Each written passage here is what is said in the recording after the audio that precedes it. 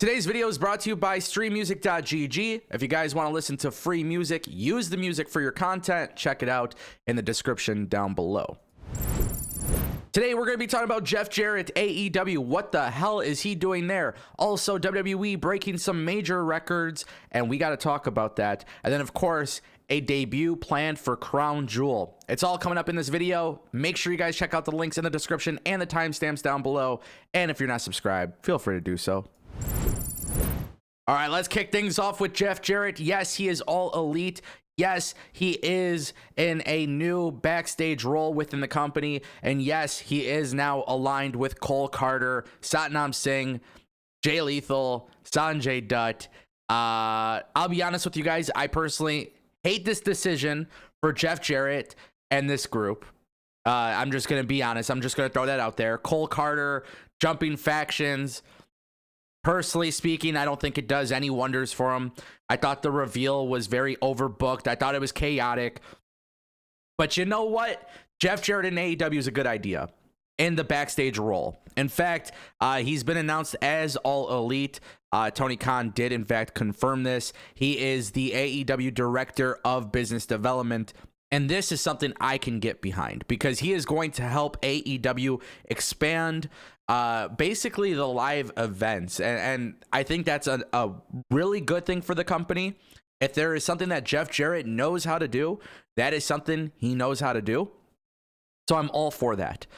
The on-screen stuff, no, I'm not for it. I'm not going to sit here and act like I'm for it. I'm not going to sit here and try to get, a whole bunch of people to like me just by saying, I like this. I don't. I thought creatively it was a very bad idea. I thought the reveal was very bad. I thought him attacking Darby Allin, having Cole Carter come out dressed as Sting, I just thought it was very, very, very sloppy. And I know a lot of people aren't going to like that. I understand a lot of people are going to disagree with that. I just don't think this is the AEW that I personally found in the beginning to reignite my passion for wrestling. I feel like it's a different company creatively, and that's just kind of how I feel about it. But as far as Jeff Jarrett being in the company in the backstage role, I think he'll do great there. I think AEW will be a lot better than they were before with Jeff Jarrett in that role. And just shout out to Jeff Jarrett for the fact that he's like working every single wrestling company this year. Something that needs to be said about that. Pretty cool, I guess. But nonetheless, Jeff Jarrett is all elite.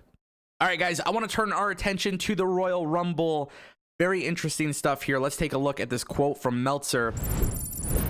While speaking on today's Wrestling Observer Radio, Dave Meltzer noted the show has already secured the second biggest advance in Royal Rumble history, and it's tracking to be the biggest in the history of the show.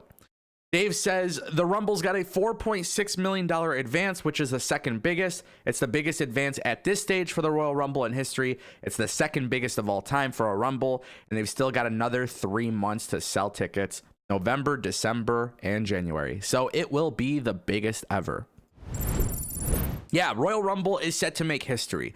And if you guys pay attention to these quarterly calls that WWE has, they kind of talk about their creative plans. They talk about the numbers. They talk about all this stuff. Just to kind of put this into context, WWE has seen a 33% increase in viewership with social media and engagement. Obviously, a lot of that had to do with Bray Wyatt and the White Rabbit. Also, Clash at the Castle surpassed, if I remember reading this correctly, they surpassed WWE WrestleMania in terms of gate, which is absolutely phenomenal news. WWE is looking good.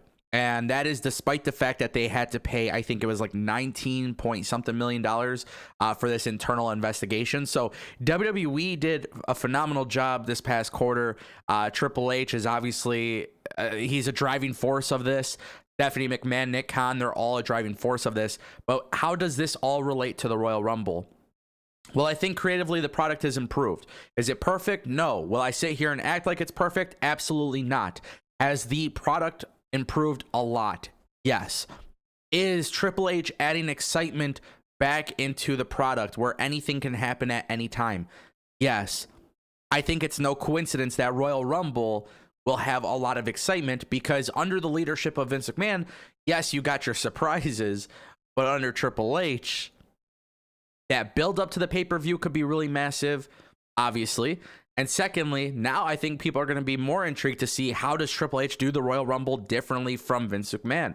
I don't think this is a coincidence at all. I think WWE's improvement in the last quarter really comes from Triple H, Stephanie, and Nick Khan being able to get the product to a way more manageable, way more viewable experience. And I think, genuinely speaking, the Royal Rumble has always been a successful pay-per-view for the most part, but it's repetitive every year, right? You have a few singles matches, or you have maybe a tag team championship match or whatever, and then you have 2 Rumble matches, and those matches take an hour long, right? So it's one of those things where I think a lot of people are just genuinely excited for what WWE is to do. And I'm gonna throw it out there. Maybe this is an incredibly early prediction, but I think WrestleMania is going to be the biggest WrestleMania of all time in terms of viewership, in terms of live gate, in terms of every metric you could think of. I think WrestleMania 39 will do that. If these numbers that we're looking at in Royal Rumble predictions and all these things are an indication of what to expect, this will be the biggest WrestleMania of all time, especially when you look at that rumored card. Nonetheless, I want to turn our attention to our final story of the day, because yes, it is time for us to talk about an AEW. Did I say AEW? We're talking about WWE. Yeah, that's right. WWE. That was intentional. Normally, we're talking about AEW debuts, my friends, but today we're talking about a WWE debut, and that is Jake Paul. Yeah, that's right. Jake Paul is expected to be in Saudi Arabia with Logan Paul. He is expected to be there ringside. He is expected to potentially and possibly get involved in the match. This is going to be a very interesting dynamic. Why? Logan Paul is a babyface. I'm not sure who will know in that arena, in that stadium. I'm not sure if they're really familiar with the Logan Paul, Jake Paul brothers. But, you know, Logan Paul's a babyface. Jake Paul on the internet is a heel. In boxing, he is a heel. This will be very interesting to see what happens, because I can see a scenario where Jake Paul delivers a shot, maybe Solo Sikoa, which personally I think would be the right idea, because he's the guy that needs to be involved, you know, in a prominent way. But maybe Jey Uso, Jimmy Uso, maybe Paul Heyman, maybe Roman Reigns.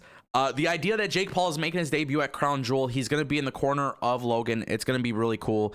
PW Insider and Dave Meltzer both confirmed that Logan Paul will be joined by Jake Paul.